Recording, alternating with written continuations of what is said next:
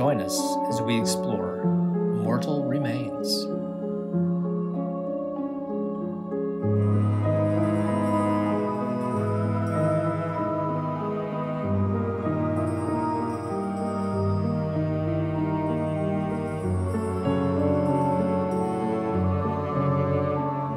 Based on the latest scientific beliefs, Earth, the planet we call home, formed 4.54 billion years ago, with the oceans appearing around 4.41 billion years ago, and as early as 4.28 billion years ago, life first appeared.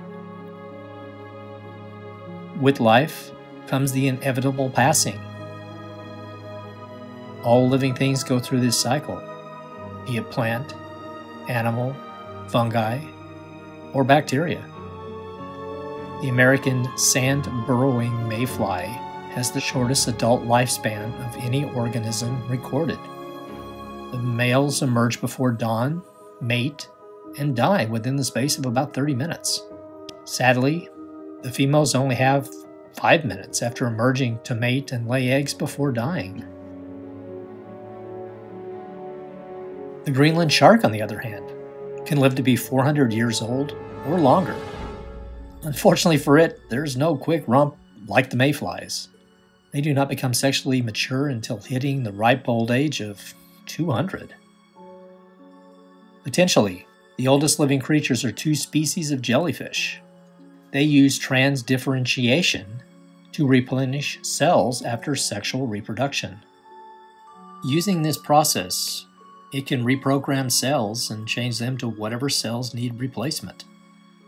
This cycle can repeat indefinitely, potentially rendering these 5 millimeter long jellyfish biologically immortal.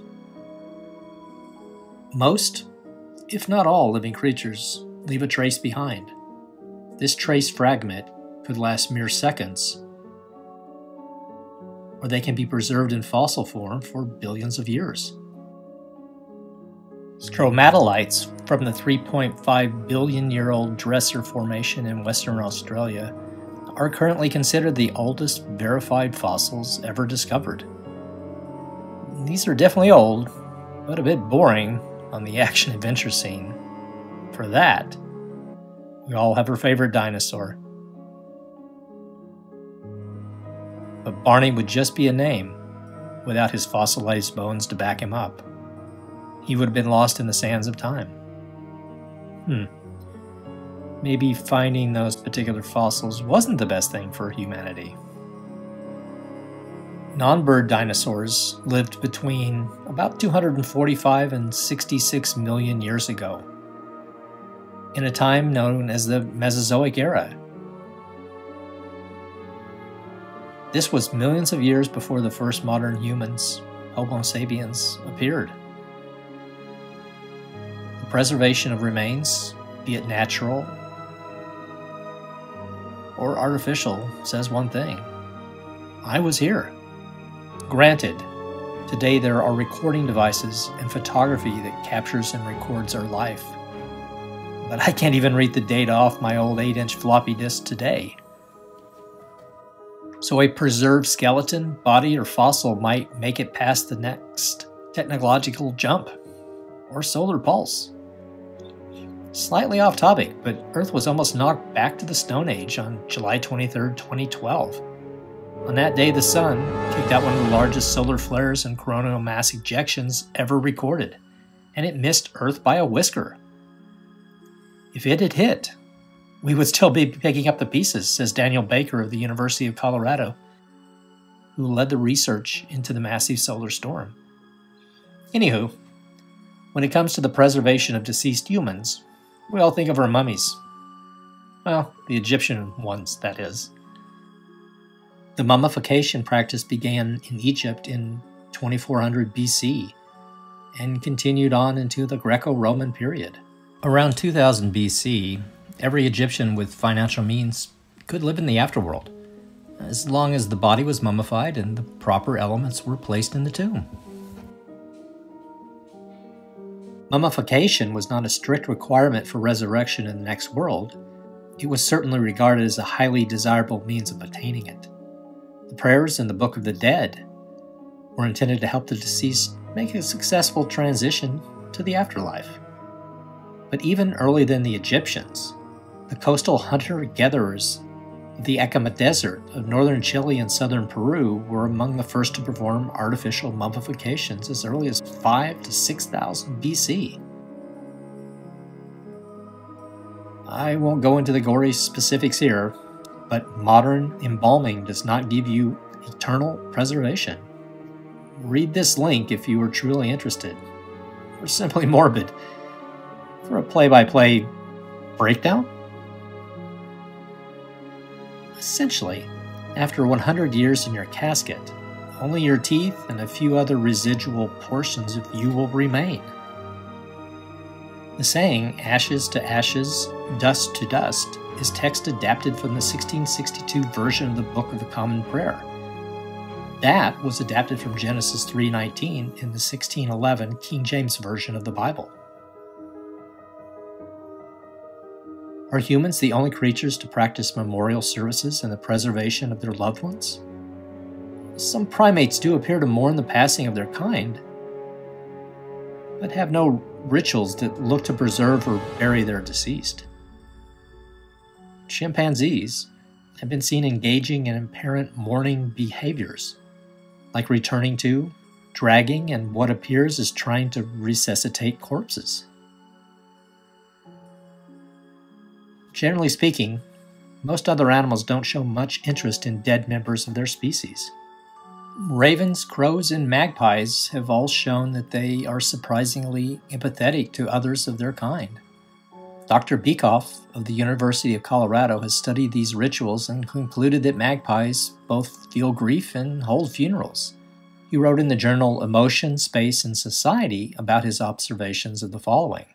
Quote, a group of 4 magpies approached a deceased brethren. One gently pecked at it and stepped back. Another magpie did the same thing.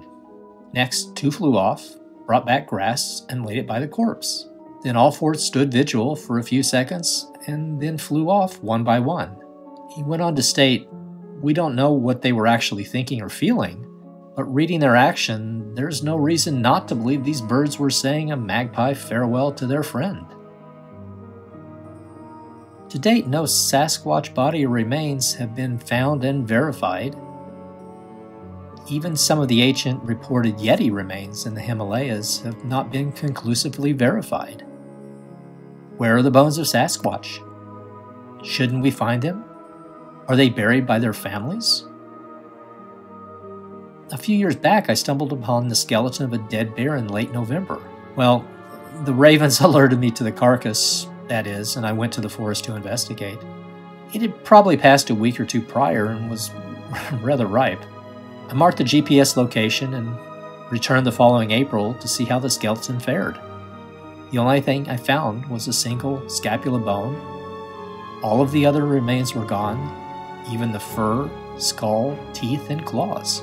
Granted, it's possible, but unlikely due to this remote location, that someone took the skeleton. I was very surprised. The moose kill that Keegan and I had stumbled upon during our 2020 scouting trek was virtually gone from existence. There again, only the scapula, jawbone, and copious amounts of hair were found at the kill site. Nature does not waste and makes a pretty quick job of reclamation of the energy contained within a body.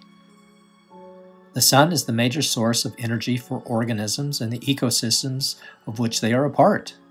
Plants and algae use direct energy from sunlight to make food, by combining carbon dioxide and water to form organic matter. This process begins the flow of energy through most all food webs. Humans, we get our energy from the food we eat, and all of that food is derived from the energy of the sun. So we need the sun to survive. Those atoms and that energy, which originated during the Big Bang, will always be around. It's the ultimate recycling system. In these time lapses, you will see how quickly the decomposition process takes. In all my years in the woods, I've only found fragments of animal skeletons and nothing out of the ordinary.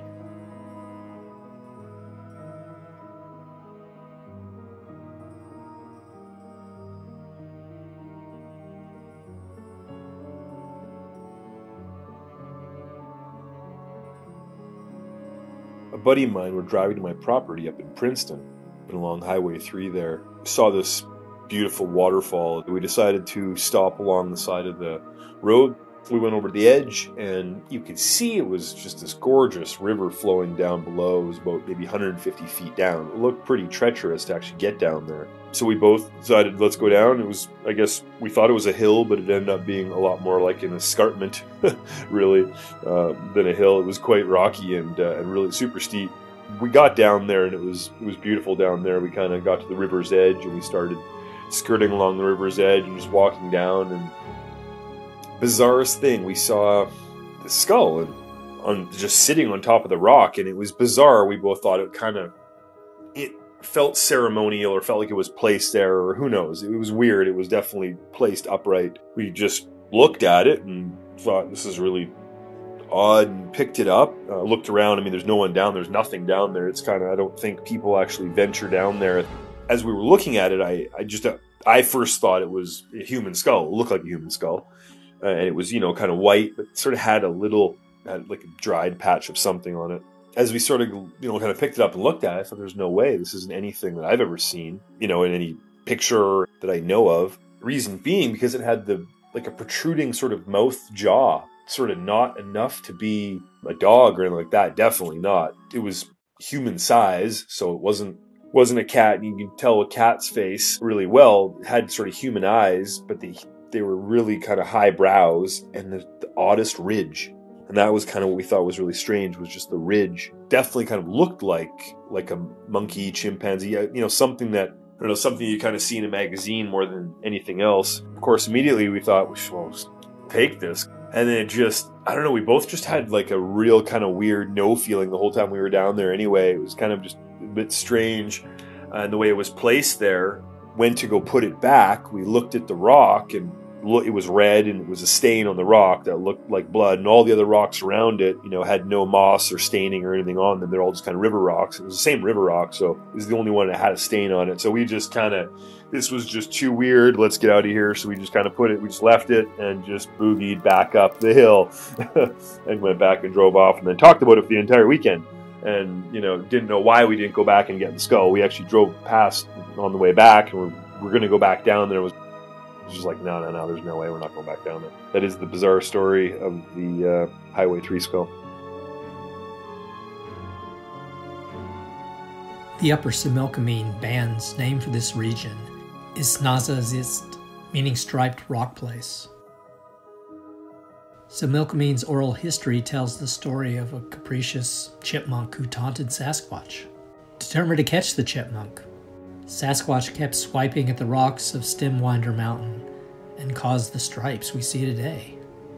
Sasquatch finally got the chipmunk, and that is why the chipmunk has stripes, like the rocks.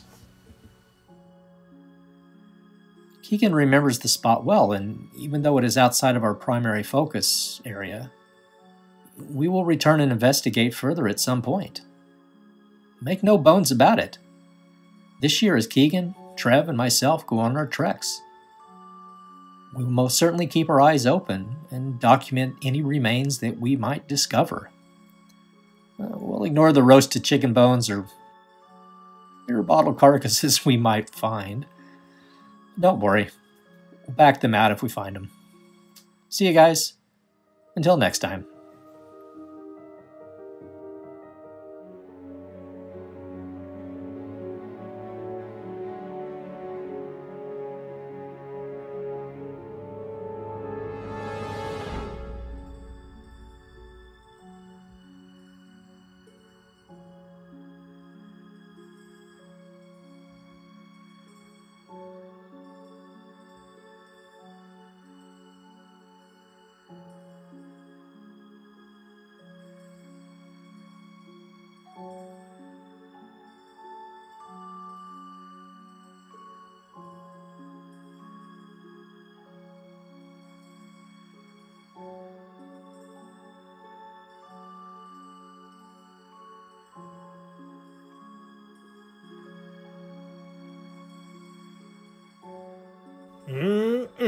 Finger looking good.